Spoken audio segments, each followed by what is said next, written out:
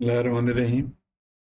आज के इस क्वेश्चन वीडियो में हम असाइनमेंट क्वेश्चन एक सॉल्व करेंगे। बहुत सिंपल क्वेश्चन है और जाहिर है ये जब आप ENA पढ़ रहे हैं, चैप्टर 9 शुरू कर रहे हैं, तो तब इस तरह के क्वेश्चंस आते हैं। तो आइए इसको देखते हैं। कह रहा है draw the following sinusoids in the same Cartesian coordinates. और ये 3 सिग्नल्स हैं, इनको हमने प्लॉट करना है। बेसिकली इनके फेजर फॉर्म में लेके जाके प्लॉट करना है। तो सबसे पहले तो ये देखिए, तीनों साइन के फॉर्म में है, साइन सिग्नल्स हैं। और साइनोसॉइडल जब हम कहते हैं तो साइन और कोसाइन दोनों सिग्नल्स को कहते हैं।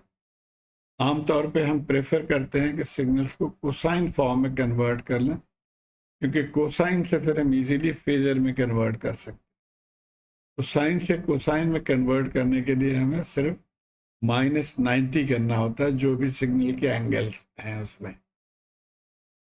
तो आइए पहले वाले को देख लेते हैं। हम भी 10 sin ओमेगा टी प्लस 100 है, तो इसको हम 10 कोसाइन कर सकते हैं। ओमेगा टी के साथ -90 कर दिया हमने,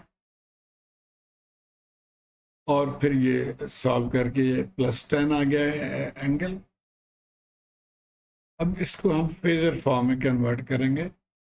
फेजर करने के लिए हमें सिर्फ मैग्नीट्यूड और एंगल लिखना पड़ता है।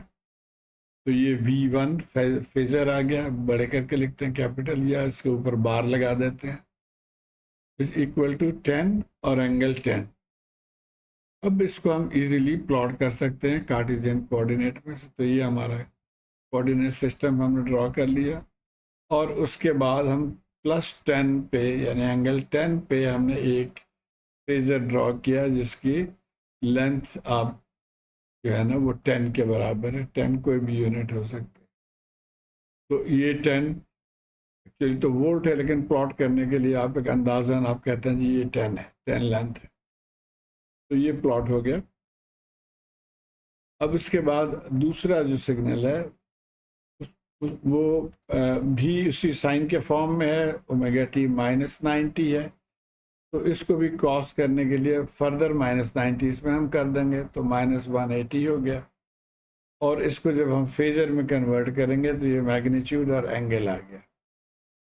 अब इसको भी हम प्लॉट कर लेंगे, इसी ग्राफ में प्लॉट करना है। तो ये पहले से मौजूद है, और अब हम -180, तो यहाँ से -180 -90 -180 पे आएंगे, और यहाँ 5 लेंथ के एक हम फेजर ड्रॉ कर लेंगे। तो और ये हमारा V2 हो गया। अब हम आ जाते हैं थर्ड पे, पार्ट सी पे। अगेन वही टेक्निक है कि इसमें से भी -90 करके इसको कोसाइन कर लेंगे। तो ये हमारा हो गया 15 cosine omega T plus 90। Phasor में कन्वर्ट कर लेंगे तो मैग्नीट्यूड 15 और एंगल +90 हो गया। और इसको भी इसी के ऊपर हम सुपर इम्पोज कर देंगे, प्लॉट कर देंगे। तो अब +90 ये हमारा आ गया एंगल, और इस पे इसका मैग्नीट्यूड सबसे बड़ा होगा, 15 है, ये 5 है, ये 10 है, तो ये उससे भी बड़ा 15 मैग्नीट्यूड।